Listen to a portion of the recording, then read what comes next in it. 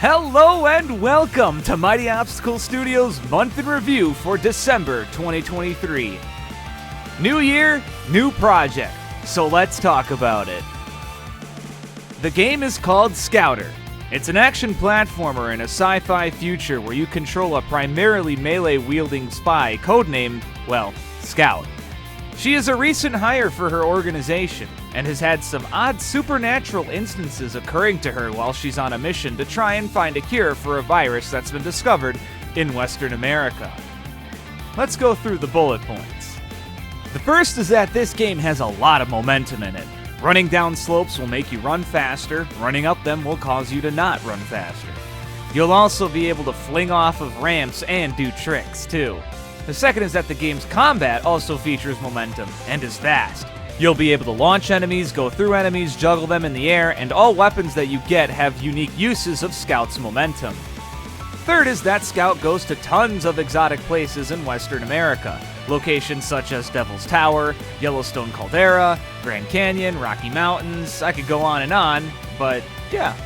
I sadly can't use the national park names itself, but it's going to be heavily implied.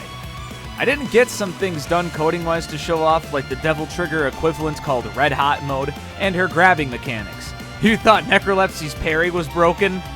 Oh man, the grab is gonna throw you for a ride. I've seen some indie devs with the whole parrying nukes thing, but Scouter here is gonna one-up it. Now you may be asking what exactly is the scope of this project, and how it'll be, etc, etc. Alright, so Scouter is actually a game I wanted to do right after Necrolepsy. The problem was I saw that platformers were still kinda dominating at the time being 2020. I didn't think it would stand out even though it has many of Necrolepsy's unique mechanics behind it, so I decided to do Draco Blood instead. I kid you not, the last round of deciding what to do was Scouter versus Draco Blood. Draco Blood eventually won, but with life changes, working on that game will be a lot harder, so it'll be worked on in the background while I shoot for smaller projects in the meantime. Scouter's small size also means that the game is going to be really easy to get done. It's planned to be around 3 hours long and have many extra modes like Necrolepsy before it. Of that means there's some changes to the Patreon. The first two tiers are the same, but the $10 one has now been changed to be a look at the more detailed concepts of the game. So people in this tier will have access to some of the more behind-the-hood stuff like level design and move pools and concept art for areas before they're even put in the game. You will still have your characters featured in Draco Blood when the time comes, so get excited for that too. The $15 tier will stay the same for Draco Blood, but I will make it so that the tier will eventually be phased away. Everyone in that tier has reached the conclusion of it, so there's no real use to keeping it around. I am open to other suggestions, but I don't want too much of a Patreon stranglehold on Scouter because it's honestly quite a short game. There's not too much room for flexibility in it, and a third reason I'll find out later. That's not hyperbole, I did actually write that in the script. Well, alright. So, regarding Scouter, get excited to see a hell of a lot more about it as the months go on.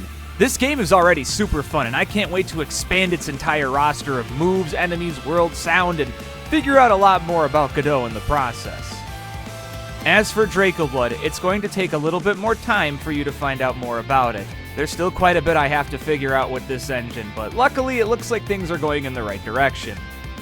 So, for an anime recommendation, well, this is going to be an interesting pick because this anime isn't really a masterpiece, or even good by some metrics, but Cybernetics Guardian is probably the closest I can say that Scouter is like. It has power armor, a sci-fi setting, and supernatural elements, and it's honestly not amazing, but for a single hour of mindless fun, it's a great romp for that. Also, the ending is pretty exciting. With that recommendation, get ready for more about Scouter, as there's going to be a lot more stuff to reveal about it as I go. So, until the next. See you next time.